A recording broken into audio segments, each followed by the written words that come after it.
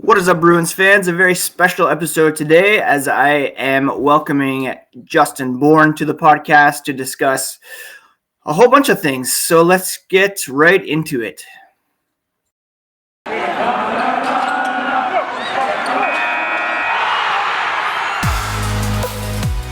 You're Locked On Bruins, your daily podcast on the Boston Bruins. Part of the Locked On Podcast Network, your team every day.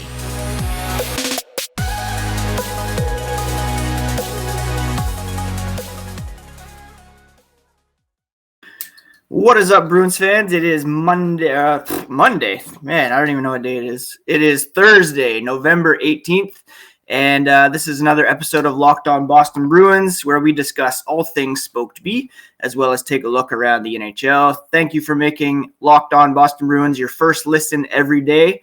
We are available on all podcast platforms, as well as on YouTube. So please subscribe, whatever app you use. Would be greatly appreciated. Quick reminder to follow along at Locked NHL Bruins on Instagram and Twitter, and you can find me, my dad jokes, and hockey tweets at Ian C. McLaren. Very happy to welcome today's guest to the podcast.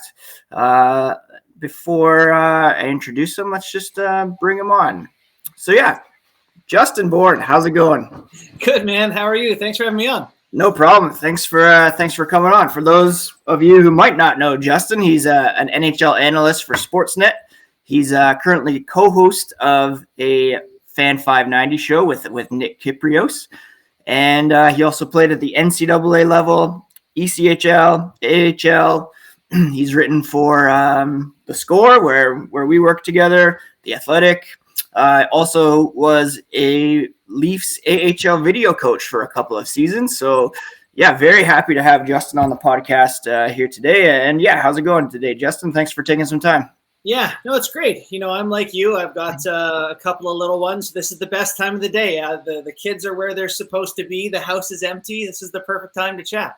Exactly, yeah. I have one who is home right now, feeling a little under the weather. So hopefully he's kept occupied with a little Fortnite right now. Good. So, yeah, I'd like to ask people when they come on the podcast kind of their hockey origin stories. I'm sure a lot of people are already somewhat familiar with yours. You have a pretty unique one. For those who don't know, how did you get into the game of hockey? Pretty naturally, yeah. I know. Yeah, no, it is a unique one. My dad played for the New York Islanders and the Los Angeles Kings, so grew up in a hockey household. And, you know, it's just sort of a part of your life at that point. It's funny because, like, I didn't actually start playing hockey until I was a little bit older. My dad retired in 88. I was born in 82. So, you know, we went up to Kelowna, BC. And so I probably started playing organized hockey, you know, like at 7 or something like that. But, like, it's at that point, I've had 7 years of just immersion in constant hockey and hockey culture and Islanders. You know, my room's all blue and orange. And I don't know, the Kings stuff never quite stuck. 12 years of the Islanders. That's interesting. The Islanders stuff, so. Easy to become an Islanders fan and to launch off into hockey from there. Yeah, and then so you played a bit up in Alaska, ECHL, AHL. I believe you attended an Islanders training camp as well. Yeah, just talk a bit about that experience. Yeah, it was cool. Like I wasn't a great player growing up. I could always score, but I wasn't like particularly big or wasn't a great skater. And then like at 14 or 15, you know, you hear about those people like grow 6 inches in like a year. I had one of those things happen. And because I could always score and suddenly I was now a bigger guy, people were like, hey, that's an interesting player. Yeah. So I played for the Vernon Vipers. We won a BCHL championship. And, you know, I was one of our top scorers there. And that was enough to get a college scholarship. But that was all I ever wanted to do with hockey. You know, my parents separated when I was fairly young. And so it was just my mom kind of taking me around, you know, those morning practices. I was like, I'll get a college scholarship. I'll make this worth your while, Mom, you know, and was really proud. That's probably my defining moment of my career is getting my college education paid for. And then from there, it was kind of like anything after that was gravy because I had no expectations of being able to play. You know, once I got to college, it's like you're somewhere for 4 years. Like you have real time to focus on yourself and go to the gym and really work on your shortcomings. So I had time to really focus on hockey, which I'll admit I didn't do much when I was younger. And all of a sudden I got good and ended up leading that team in scoring and having more opportunities. And yeah, the NHL thing, obviously I think people see my name and see the Islanders thing and kind of roll their eyes at the connection there. And it's fair that they do that. I didn't have 10 NHL opportunities waiting at my door, but I did have opportunities with NHL teams, but they all started at the American League level. So the Islanders included the main camp. And for me, I'd be dumb to not say, this is my best opportunity to get seen. So I went and had a really good camp, played in their system that year, and I spent most of the year in the ECHL, made the All-Star team there. And then in the American League, I spent about 3 months, but I only got in 16 games because, I was 24. I'm not a prospect at 24 in the American League, So I got some shifts with, Kyle Opozo, Jeremy Colleton, cool. Now a coach. We had some good players on that team, and they were great times. But I don't think anyone ever looked at me as a legitimate NHL hopeful. So I made the most of it well I could. Very cool. Yeah, it's funny that you mentioned being 24 in the AHL because the Bruins obviously had some first-round picks back in 2015. Those guys are 24 now, and Zach Senyshyn's still kind of down in the AHL. It doesn't look like he's going to pan out, but yeah, it's a source of consternation among the Bruins fan base for sure. But yeah, who knows? You never know. That's got to be one of the most memorable moments in draft history was the Bruins 3 picks in a row there. And, it's unbelievable that they have been as good as they have. I guess it's not unbelievable, but the Bruins have been so good.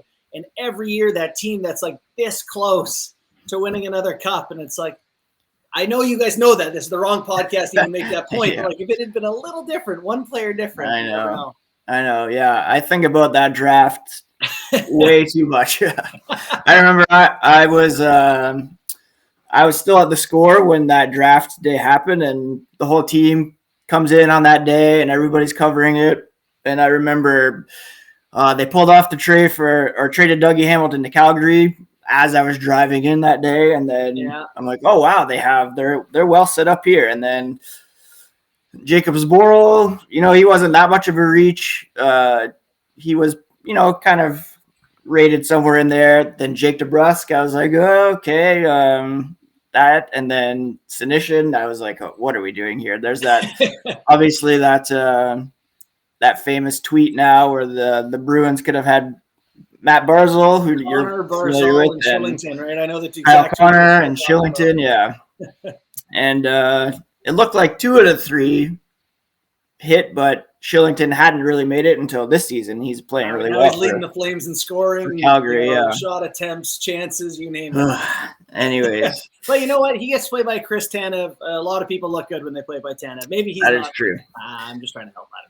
Yeah. Before we get into some more Bruins stuff, just want to talk for a moment about BetOnline. It's the fastest and easiest way to bet on all your sports action this season. They have a new mobile site, a new desktop site that you can sign up for today and receive a 50% welcome bonus on your first deposit by using promo code LOCKEDON. From basketball, football, NHL, boxing, they have you covered for all sports this season, as well as your favorite Vegas casino games. So jump on there, use promo code LOCKEDON, get that 50% welcome bonus at BetOnline, where the game starts. So with that bit of business out of the way, let's just talk for a second about, from what I know about you in terms of NHL analysis, I think you have a pretty good balance between like the numbers and the eye test. Take a fairly balanced approach that way.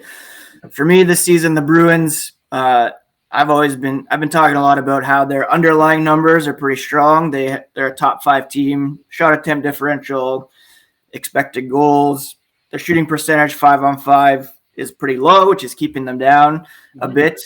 My question is, looking at any team, is it as simple as looking at those numbers and saying things are going to get better, or is it important to look at like all the new faces on the Bruins, new goaltenders, like struggles on defense, all that kind of stuff? How do you kind of approach in general looking at a team's success with their expected success or things like that? Yeah. No, I would say that question is like the crux of where we're at with hockey analysis is like, how much weight are we giving analytics? How much weight are we giving opinions, which are still valid? I feel unfortunately over the past 5 years with the rise in analytics, people and fans in particular have got the vibe like your opinion doesn't matter because look at the numbers. Right. And it's like, that's not true. We've gone way too far in that direction. So, the analytics working internally with the Toronto Maple Leafs team. So I was with the Marlies as their video coach. We would get a package every day or, close to of our team's internal stats. And a lot of that's like retrieval numbers for a D-man. How many times they go back to retrieve a dump in and actually turn it into a breakout versus a turnover.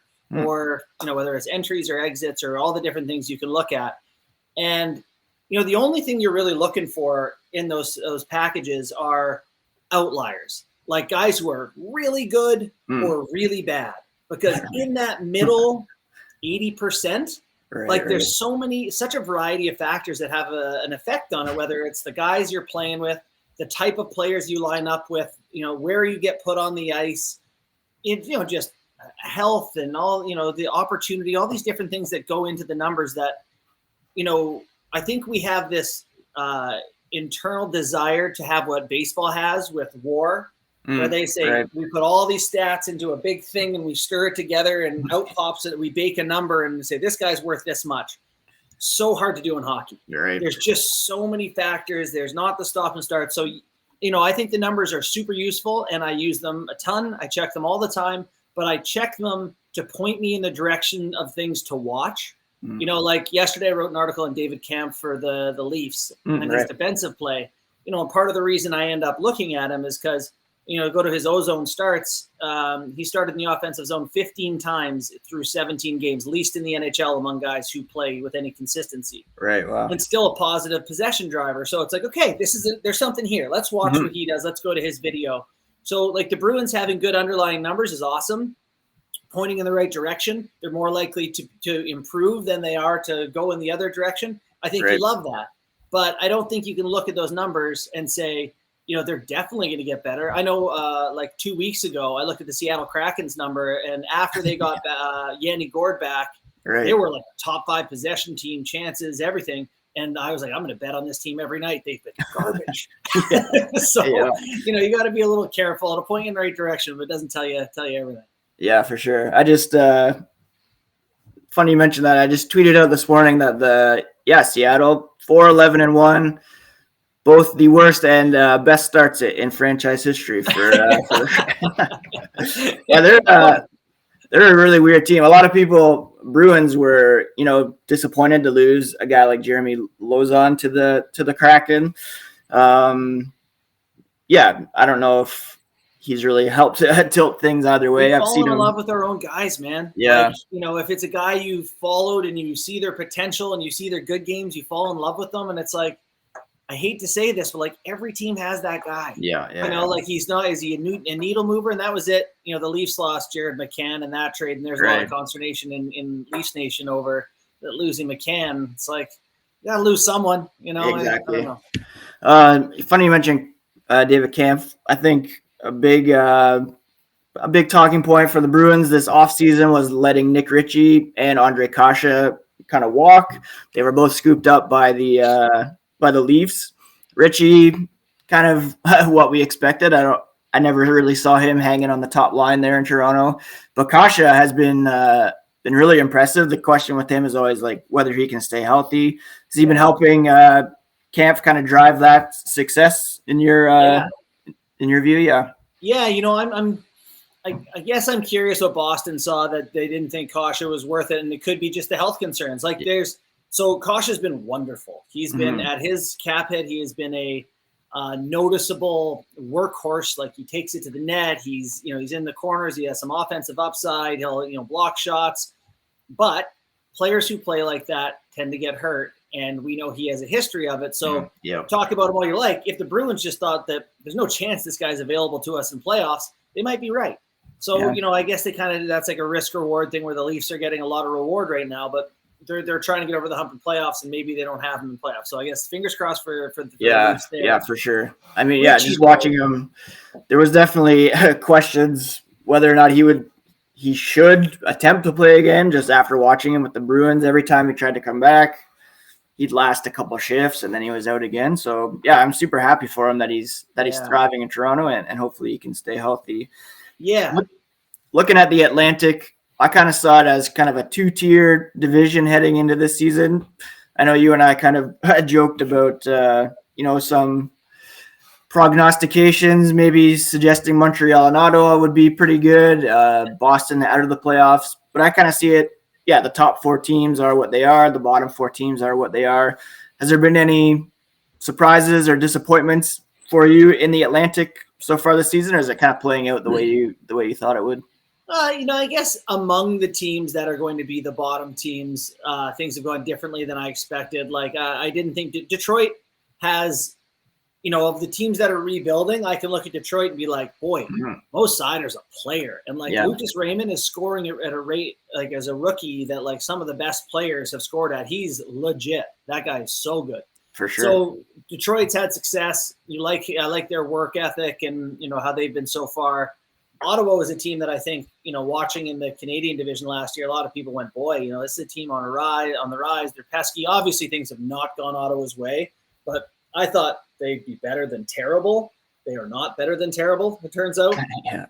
I also thought the Sabres might not win a hockey game this year, so they've been a surprise in I guess a positive direction. So, the bottom teams of the way it's panned out for them, and obviously Montreal, I don't even need to mention, I didn't think they would be nearly this bad. So some surprise about how those teams have played out. Yeah, for sure. And then among the top 4, it's kind of, Florida, Tampa, Toronto, Boston. I mean, those look to be, it's interesting because the Metro seems pretty strong right now. So the only question, I guess, is whether there will be 5 Metro teams and 3 Atlantic teams, or get out of here, Tyson. That appearance here. Ours is jumping around too. Do you think? I don't know. I hate this playoff system because we know that 2 of these Atlantic teams potentially will be out in the first round. Are you a fan of this current playoff system, or? I would like to see the conferences just go to, sort of a 1-8 format straight up. I don't really know how, 1 to 16 for all playoff teams might be a little bit intense. So, it's unfortunate, but, that's the thing with a league with so much parity is like everyone's pretty good. No one's amazing. So it's kind of inevitable. It's going to happen. You have to have a little bit of luck. It's it's something Leaf fans complain about every year when someone knocks them out in the first round, namely the Boston Bruins. By the way, I was going to say before, while I'm here, because I do have a Maple Leaf show, I got to ask, what is Nick Ritchie? What am I missing? This guy is, he has not done a thing through 17 games for the Maple Leafs. I mean, when he was acquired by the Bruins, he really came in like looking to be a banger. And he dropped the gloves a lot. He took a very terrible penalty in the series against the Lightning that kind of really sunk them. Last year, he found some success early on the power play, and that's kind of what boosted his numbers. But I don't know. He seems like a likable guy for sure. But and that's I don't know. He's a good dude. But making $2.5 million times 2 years in Toronto, the magnifying glass is strong, and you're playing with Matthews and Marner. I think he got like an assist or maybe 2. Yeah, like he was up there with before they traded for Taylor Hall last season. He was in the top 6, got off to a decent start, but by the end of last season, he was 4th line, struggling to get into the lineup. So I don't know. All right, I don't know what I'm not sure what they saw in him to. I mean, I could see. Yeah, taking a flyer on him like a caution, but 2 years seemed like a bit of a leap for sure. Speaking of Taylor Hall, I was pretty pumped when they acquired him, and I know a lot of Bruins media were kind of skeptical based on his track record. He had a good start last season, not too hot this year. But what's your overall take on Taylor Hall now that he's been in the league for? Almost 12 years now, just turned 30. Yeah. Do you think he's still, an elite level winger that can drive play, not necessarily a guy that you might build your team around at this point, but certainly a star player, I would think. I wanted him to play with David Krejci. That's what I wanted. Yes. I really felt like he had been going from place to place to place where he wasn't supported in a way that he always had to drive the line, carry the mail, whatever expression you want to use, where it was incumbent on him to create the offense. And not that, he still wouldn't have been maybe the primary offense creator or the more dynamic of him and Krejci. I don't know, but Krejci is just so good and steady and reliable. I think it would have freed Hall up to do some of the things that, he might have been more comfortable doing. And so, when you lose Krejci, I feel like you don't just lose Krejci, you lose like a bit of Hall's effectiveness too. So, he's kind of right back to a position where he's got to be on that line. You're not going to mess with the big boys there. And I like him as a creator. I definitely don't feel like he's a guy. I feel like he is who Phil Kessel was to the Pittsburgh Penguins during their Stanley Cup runs, is like, okay, you got a winger who can create, be dynamic. There will be moments where he could blow a game open, when you need it most. And that has real value.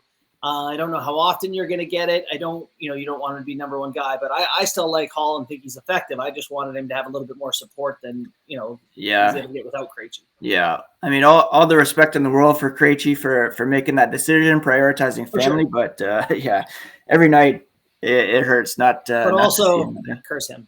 Yeah, exactly. But it was interesting that Hall did say that he made the decision, apart from Krejci's decision, so he definitely wanted to be there, but I'm sure he would have liked that.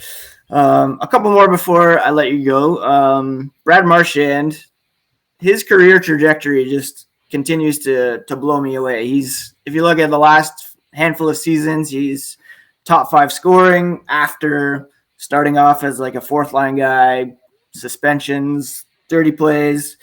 Is there any comparable to his career trajectory? Do you think in my mind, he's an MVP finalist this year so far? Do you see him as that kind of guy? Yeah. I mean, I didn't vote last year, but I had to vote the 6 previous seasons, and I had him on my ballot numerous times. It is truly unbelievable to, considering how people thought of him earlier in his career, and the way he was used and the way he operated, to the effectiveness he brings so often. Like, I mean, it's different because there's nothing he does where you're like, oh, he's the fastest in the league, the biggest in the league, the hardest shot in the league. Like, he is just so cerebral, which I don't think he gets enough credit for. Like, he just reads the game and the way it develops so well. And, such an ability to finish and see guys and make the right play on top of the edge that he can bring when he's not doing those things. It's funny. We talk about underrated guys all the time, and no one ever wants to give Marchand that credit. No one wants to ever give him that shine. You always hear stuff like, is Barkov underrated? It's like, no. Have you ever heard anyone say that he's not underrated? Like, we all know how good he is, Like, and suddenly, because I think Pasternak gets a lot of love, being so dynamic, and Bergeron, insta Hall of Famer the second he decides to pack it in. Yeah. Like, Brad Marchand's a Hall of Famer too. Yeah. He's just in the shadow of a pretty good player there. Mm-hmm. Yeah. And hopefully the Olympics can go on. And I think that, Marchand and Bergeron should be locks for Team Canada for sure, in my mind. Oh yeah. Before I let you go, I like to ask people kind of what they're into these days off the ice. I know you're probably watching hockey every night, but I know that you're also, you have other interests, stand-up specials, I know, and stuff like that. Is there anything that you're consuming apart from hockey these days that people should check out? Yeah, that's actually a really great question. So because I have to watch Leafs games, like Bruins. Yeah. But I also have to watch around the NHL. So I do watch hockey most nights, but when I do need to turn it off, I've developed a fascination with, I think because I'm a hockey guy, I sometimes people think I'm a dumb jock. So I have a fascination with reading like the classics. So I just read all of Charles Dickens, three of his books. And then someone turned me on to Blood Meridian by Cormac McCarthy, which is extremely violent for a book, and but a really cool read. So I'm just, I'm trying to balance out hockey with reading a little bit and trying to have a fuller personality than just hockey. It's tough, but on top of having 2 kids and the requirements for hockey, it genuinely is tough to do anything outside of the house. I watch the odd show, Ted Lasso, just because I want to keep up with the pop culture discourse. But otherwise, books. Yeah. Ted Lasso is pretty much a must watch for anybody, in my opinion. Probably, top three current show for me right now, along with probably Succession and Yellowstone. I don't know if you've checked that. Yeah. So I did season 1 of Yellowstone with my wife, but I couldn't. Honestly, she was like, "I want to watch more," and I just don't have the nights to give to it. But Ted Lasso for me is like a good put it on and actually enjoy my 45 minutes or whatever it is. And that's rare in television. Like you get a lot of anxiety watching some of these shows and just stress and drama. And I don't need more of that in my life. So it's nice to have Ted Lasso on very minute issues. Yeah. Curb is like that for me too. We've been watching that still. And that, Curb stresses me out. There's too much arguing. So, I can't get enough of him. It's hilarious. It is that. Anyways, Justin, I can't thank you enough for taking some time to chat today.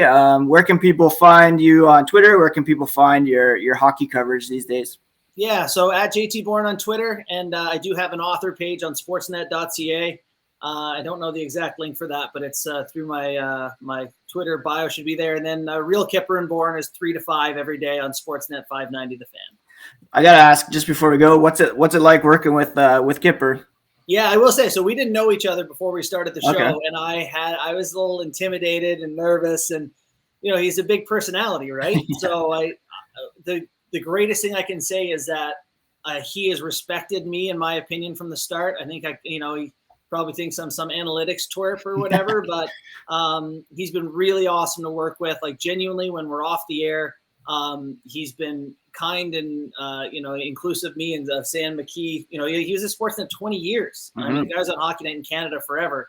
So that he's embraced our show and trying to do something where we're not big names necessarily. It's been awesome, great experience so far. Perfect. Well, yeah, thanks again, Justin, and hopefully we can connect again down the road. Yeah, man, anytime. Thanks for having me. All right. Thanks so much for tuning in, friends, and we'll be back tomorrow with another episode of Locked On Boston Bruins to tee up finally the Bruins back in action this weekend after another long break. So, yeah, have a good one, and talk to you tomorrow.